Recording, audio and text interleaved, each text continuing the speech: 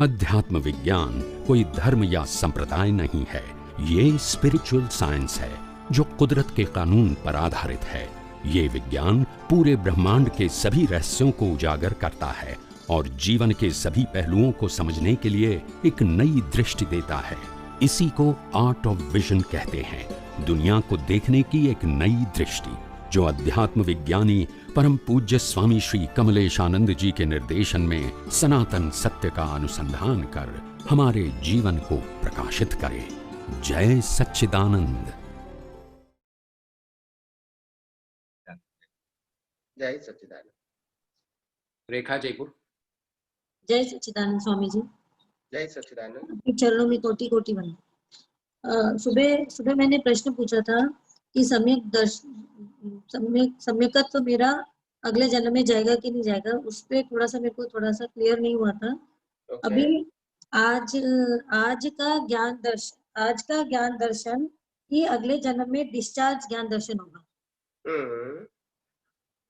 तो जहां जाऊंगा वहां पर वह डिस्चार्ज ज्ञान दर्शन लेकर के वो तो स्वतः ऑटोनमस काम करेगा। तो मेरा आज जैसा ज्ञान दर्शन है वैसा जिस भी गति में चली जाऊंगी तो उसको मुझे पुरुषार्थ के रूप में यूज करने की जरूरत नहीं है। वो तो पैकेज, डिस्चार्ज पैकेज में ऑटोनमस यूज होगा ना। जो बताओ आपको इसको किस प्रकार से समझना है बताओ। सबसे पहले ज्ञान दर्शन को डिस्चार्ज नहीं कहते हैं, ज्ञान दर्शन को डेवलपमेंट कहते हैं और कर्म फल को डिस्चार्ज बोलते हैं। ज्ञान और दर्शन, मिथ्या ज्ञान मिथ्या दर्शन, सम्यक ज्ञान सम्यक दर्शन और क्षायक संपित, ये सब कैरी फॉरवर्ड होता है डेवलपमेंट के साथ। आप समझे, वो कभी डिस्चार्ज नहीं होता है। क्या नहीं होता है? डिस्चार्ज क्या होता है? विनाशी अवस्था डिस्चार्ज होती है। ज्ञान दर्शन विनाशी नहीं है, ज्ञान दर्शन वो चेतन का गुण है, वो अप्स एंड डाउन्स होता है। क्या होता है आप समझे? पहला प्रश्न बीच में थोड़ा सा मेरा डाउट अभी क्लियर हो जाएगा स्वामी जी। मेरे पास डिस्चार्ज पैकेज जो है उसके अंदर जो चित्त है उसके पास ज्ञान दर्शन है। हाँ, तो वो ज्ञान दर्शन का मैं बात कर रही हूँ। अभी जैसा रिचार्ज में मेरा ज्ञान दर्शन है वैसा डिस्चार्ज चित्त में जो ज्ञान दर्शन होगा वो वही काम करेगा ना। बताओ मैं डेवलपमेंट में, आपके डेवलपमेंट के अंदर जो ज्ञान दर्शन है वो कैरी फॉरवर्ड होगा और डिस्चार्ज ज्ञान दर्शन है वो उदय कर्म के अधीन खत्म हो जाएगा। तो आज का रिचार्ज ही कल डिस्चार्ज है ना गुरु जी। हाँ, तो विचार डिस्चार्ज कौन मना करता है? तो मेरा ज्ञान दर्शन डिस्चार्ज नहीं होता है, विचार डिस्चार्ज। विचार वो स्थूल चीज है, ज्ञान दर्शन स्थूल चीज नहीं है। चित्त क्या है स्वामी जी? जैसे आपको मकान मिला वो डिस्चार्ज है, व्यक्ति मिला वो डिस्चार्ज है, शरीर मिला वो डिस्चार्ज है। ज्ञान दर्शन डिस्चार्ज नहीं होता है। चित्त क्या है स्वामी जी? चित्त दो प्रकार का है, एक चित्त है वो डिस्चार्ज है, वो लेकर आया है ज्ञान दर्शन। तो वो मेरे पूर्व वो परिणाम के लिए है।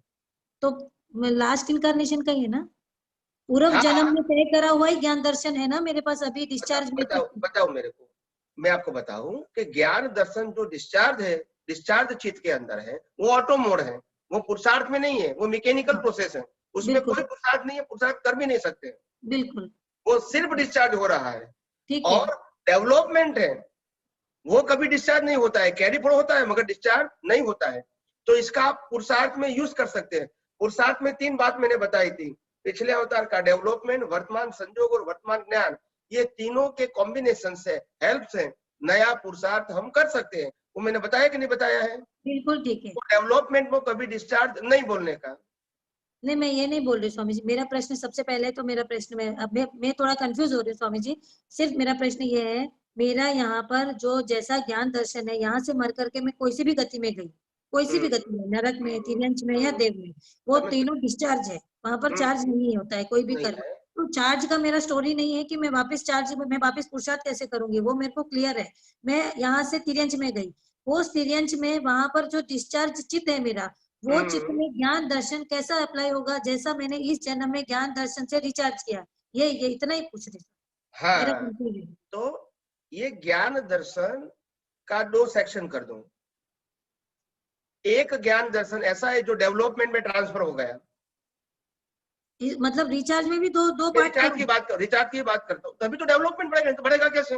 अच्छा, अगर कोई व्यक्ति अज्ञानी, वैसे ज्ञानी कैसे बनेंगे अगर डेवलपमेंट नहीं बढ़ेगा तो?